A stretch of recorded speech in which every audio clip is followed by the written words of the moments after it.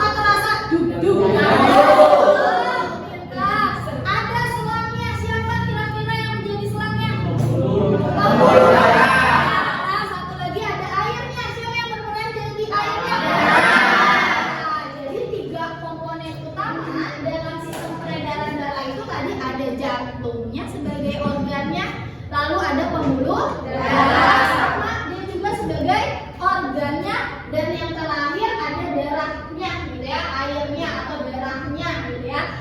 Nah sekarang kita belajarnya satu-satu ya, nggak mungkin gitu ya satu pertemuan selesai semua gitu ya, jadi kita pelajarinya satu-satu. Yang akan kita pelajari hari ini adalah darah.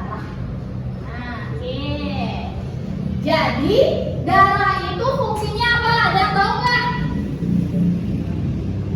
Darah itu belum dipelajari ya? Fungsinya itu dia itu bagaikan pengangkut dari nutrisi dan juga oksigen. Jadi yang mengantarkan nutrisi dan oksigen ke seluruh tubuh yaitu si darah itu. Nah, selanjutnya pernah jatuh? Nah, berdarah nggak?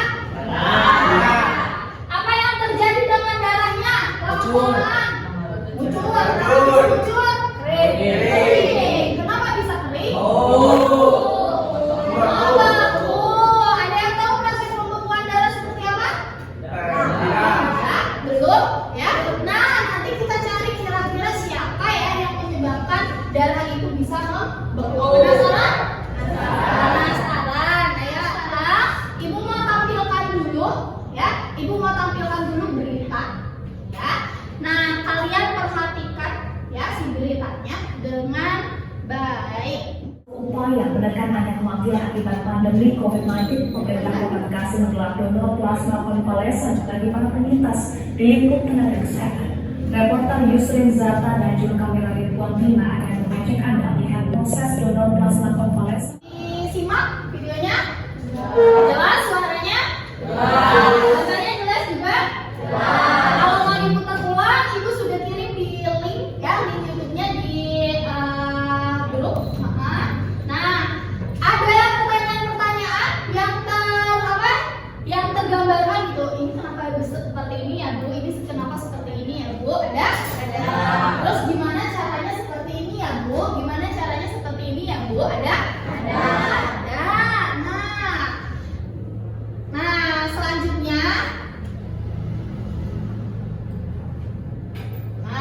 nanti pertanyaannya kalian tulis di kolom rumusan masalah. Ya, pertanyaannya ditulis di kolom rumusan masalah. Di mana Bu tulisnya? Ibu bagikan dulu LKPD-nya. Ya, nih Ibu bagikan dulu LKPD-nya. Nanti kalian tulis di situ, ya, pertanyaan-pertanyaannya.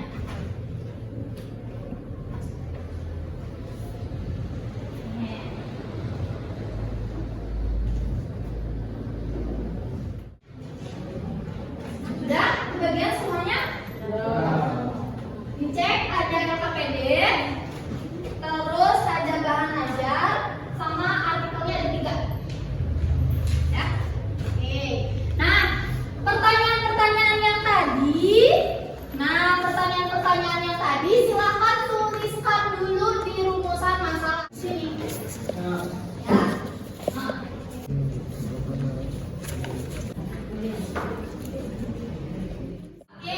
Sudah selesai semuanya diisi. Nah, kan sih banyak ya rumusan masalahnya, ada yang 4, ada yang 5, ada yang 3 gitu. Kalau misalkan satu orang yang nyarinya kan lama ya. Kalau satu orang nyari jawaban yang pertama lama gitu. Jadi dibagi-bagi di kolom sini. Ya, dibagi-bagi di kolom yang sini. Sudah semuanya? Nah, sekarang kalian lakukan penyelidikan pertanyaannya tadi, kalian searching ya, boleh di browsing di Google. Artikelnya udah Ibu kasih ya, link artikelnya, atau di bahan ajar dan juga di artikel yang udah Ibu kasih. Udah dibagikan, ada artikel 1, artikel 2, artikel 3. Insya Allah informasinya mencakup di situ. Ya, jadi sekarang kalian cari ini, karena tabelnya kecil ya, Ibu tabelnya kecil nggak cukup, udah Ibu sediain HBS. Ya pintar, HBS yang kosong di belakangnya sudah Ibu sediakan, ya. Jadi diisi di situ. Oke, waktunya 10 menit. Tadi donor plasma konvalesen. Tulis dulu pertanyaannya, tulis jawabannya, sumbernya dari mana, nanti ditulis sumbernya dari mana. Ada template berita ya.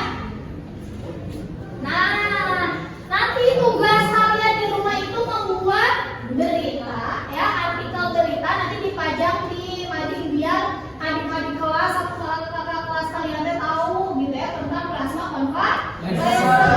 Nah, nanti dibuat dulu di sini ya.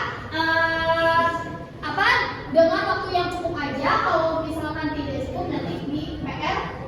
Jadi ini mentahannya aja, tulis di template di belakangnya. Ada? Coba sekarang presentasikan ya hasil tadi rumusan masalah yang kalian buat dan cara penyelesaian masalahnya seperti apa. Itu di depan di sini. Apa saja syarat dengan plasma konvalesen? Usia 18 sampai 60 tahun. Berat badan 55 jangan pria. Apabila perempuan belum pernah hamil, pernah terkonfirmasi COVID-19 dengan metode pemeriksaan swab gejala minimal 14 hari. Apakah ini aman untuk pedonornya? Sangat aman dan tidak berbahaya, tapi perlu diperhatikan bahwa beberapa pendonor akan merasakan efek samping donor darah. Setelah donor, apakah ada efek sampingnya? Adanya memar di daerah bekas kesuntikan yang menimbulkan rasa nyeri. Apa itu donor plasma? Donor plasma konvalesen adalah salah satu metode imunisasi pasif yang dilakukan dengan memberikan plasma orang yang telah sembuh dari COVID-19. Apa yang dimaksud donor plasma konvalesen? Terapi yang secara pasti dapat menyembuhkan COVID-19.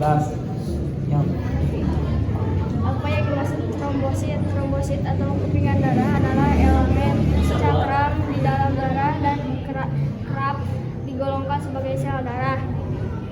Donor plasma konvalesen diperoleh dari mantan pasien atau penyintas COVID-19.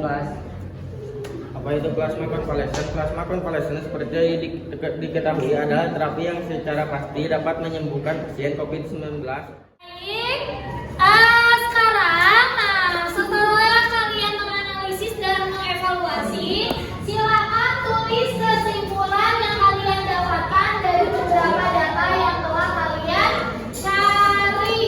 Sok, ditulis dulu di situ.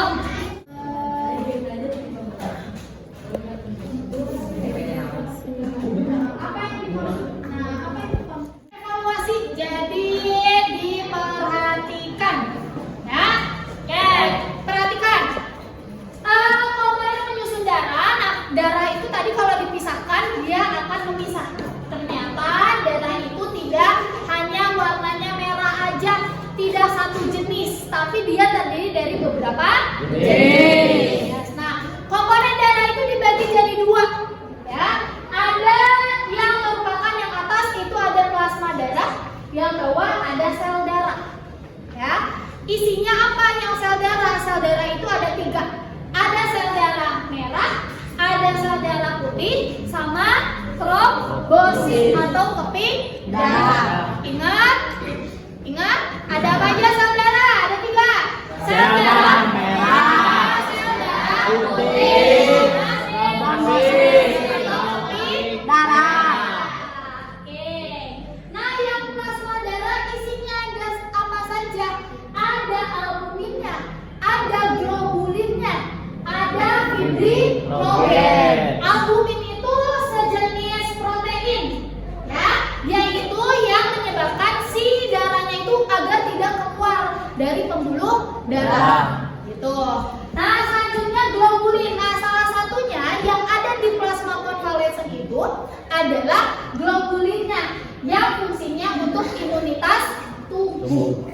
Gitu ya, untuk pertahanan tubuh. Nah, fibrinogen, yang terakhir ada fibrinogen. Fibrinogen itu fungsinya adalah pembekuan darah. Oke. Kita next di sini. Nah, ini penjelasan tentang plasma konvalesen. Kenapa plasma konvalesen itu penting dan bisa menyembuhkan dari penyakit COVID. Kenapa? Yang pertama karena dia punya antibodi imunoglobulin yang dapat menurunkan jumlah virus di dalam tubuh pasien. Selanjutnya dia juga ada kandungan proteinnya yang menjaga keutuhan sel. Jadi kan biasanya itu kalau berita yang beredar kalau sudah terkena COVID misalkan malah kena lagi yang mana gitu yang sakitnya. Jadi bukan hanya satu aja yang sakitnya, malah kemana-mana gitu ya. Nah, si plasma konvalesen itu dia itu menjaga agar sel yang lainnya tetap utuh. Begitu. Paham? Oke. Nah, yang pertama sel darah merah. Sel darah merah itu fungsinya dia untuk mengedarkan oksigen dan juga nutrisi. Bentuknya bikonkav. Bikonkav itu seperti apa? Tuh seperti itu. Jadi ada lengkungannya. Ya, kelihatan gambarnya? Kayak ada lengkungannya gitu loh. Nah, dia fungsinya untuk mengedarkan nutrisi dan juga oksigen. Ingat, sel darah merah fungsinya untuk apa? Mengedarkan nutrisi dan juga oksigen. Oke, nah dulu sel darah merah, ceritanya dulunya itu sel darah merah itu punya inti selnya. Jadi kenapa dia bagiannya ada lekukannya? Itu karena inti selnya dia keluar gitu. Jadi ada lekukannya. Dulunya dia ada inti selnya, tapi nggak ada sekarang gitu karena fungsinya untuk mengedarkan oksigen dan juga nutrisi. Kalau ada inti selnya, nanti nutrisi sama oksigennya dipakai sama sel darah merahnya. Nanti kita nggak kebagian gitu loh ya. Sehingga sudah Allah ciptakan sedemikian rupa gitu loh. Sehingga si sel darah merah itu tidak ada inti selnya. Makanya dia bentuknya tadi bikonkav gitu loh. Ada jika air legokan gitu loh ya. Ada lekukannya.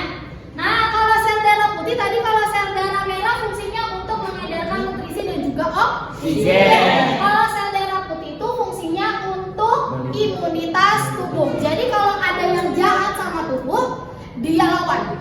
Gitu. Jadi yang melawan kalau ada virus corona, gitu ya, yang melawan itu adalah sel darah putih. Gitu loh, paham? Jenisnya ada dua, bisa dilihat ada granulosit sama agranulosit. Bedanya kira-kira apa kalau dari gambar?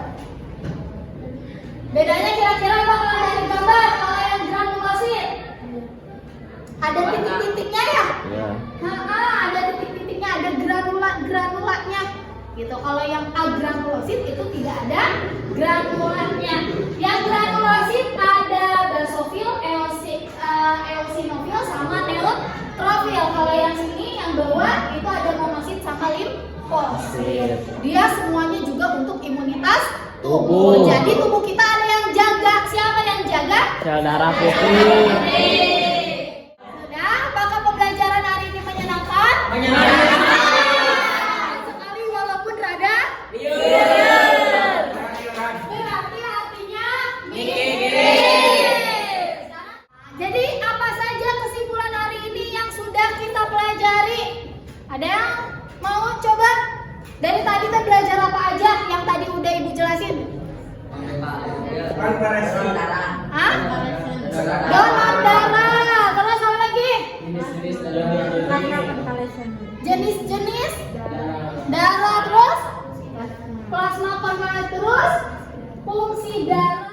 Sekarang dibuka buku IPA-nya. Dibuka buku IPA-nya, kita evaluasi 4 nomor. Tulis isinya aja. Kelihatan nggak? Aduh biru. Tadi ada, ini ada nggak? Iya, Bu. Nah, Sabar boys. Strong. Pokoknya nama. yang ditunjukkan oleh nomor 1 dan 4. Oh, 1 dan 4. Ayo, kumpulin pertemuan aja biar nggak banyak orang. LKPP, bahan ajar dan partikel permukaan.